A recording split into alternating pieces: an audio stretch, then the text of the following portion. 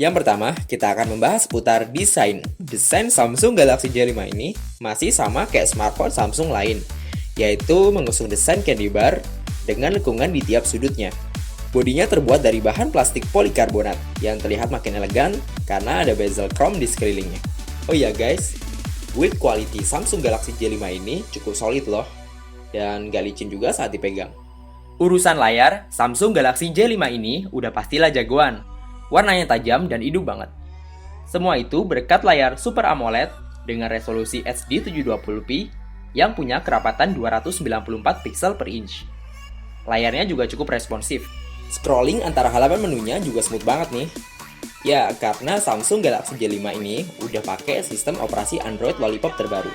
Tepatnya versi 5.1.1. Untuk tampilan antarmuka, Samsung Galaxy J5 ini pakai TouchWiz UX terbaru yang mirip banget kayak di Galaxy S6. Sebagai informasi, TouchWiz UX terbaru ini lebih sederhana ketimbang versi sebelumnya, karena hadir dengan bloatware yang lebih sedikit.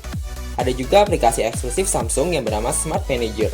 Fungsinya antara lain untuk mengelola berbagai informasi penting, kayak status baterai, ruang penyimpanan, statistik memori, dan keamanan perangkat yang dilindungi oleh Samsung Knox. Ada juga aplikasi Galaxy Gift Indonesia. Di sini, Gadgetirs bisa dapetin berbagai diskon atau promo dari merchant-merchant ternama setiap harinya. Kinerja hardware Samsung Galaxy J5 ini mampu tampil prima loh. Browsing, memutar video beresolusi tinggi, sampai main game dengan intensitas grafis 3D yang berat kayak Asphalt 8 dan Marvel Future Fight mampu dilahap dengan baik di Samsung Galaxy J5.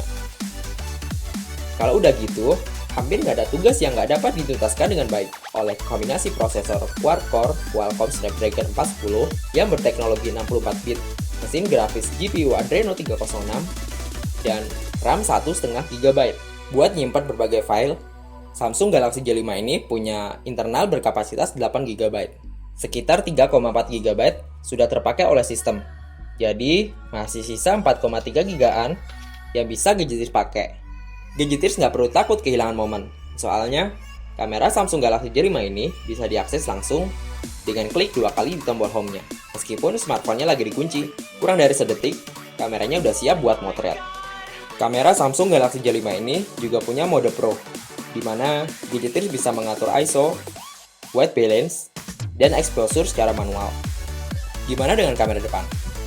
Ya, Samsung Galaxy J5 ini punya kamera depan dengan front LED flash.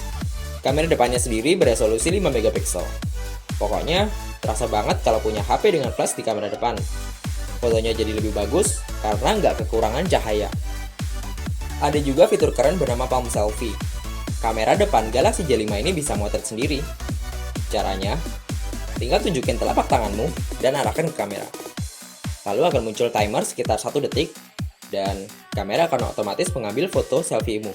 Gambar bergerak bisa diabadikan dengan resolusi maksimal Full HD 1080p dengan kecepatan 30 frame per detik.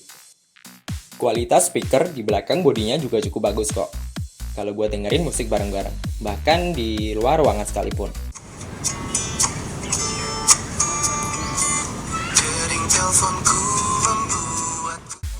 Selain frekuensi 900 dan 1800 MHz, smartphone ini juga udah dukung jaringan 4G LTE di frekuensi 2300 MHz.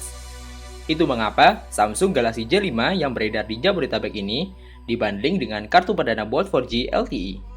Baterai Samsung Galaxy J5 ini berkapasitas 2600 mAh. Buat dengerin musik kurang lebih 1 jam, nonton film dengan durasi 2 jam, main game Marvel Future Fight hingga 8 misi, dan browsing di waktu senggang, screen on time-nya bisa nyampe sekitar 5 jam. Oh iya guys, nggak perlu khawatir kehilangan panggilan telepon atau SMS penting di saat kondisi baterai sekarat.